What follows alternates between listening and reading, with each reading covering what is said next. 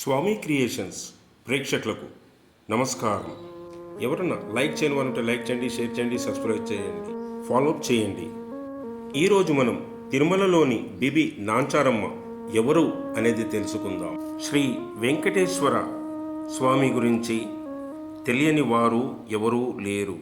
BB Nancharamma గురించి చాలా అపోహలు ఉన్నాయి.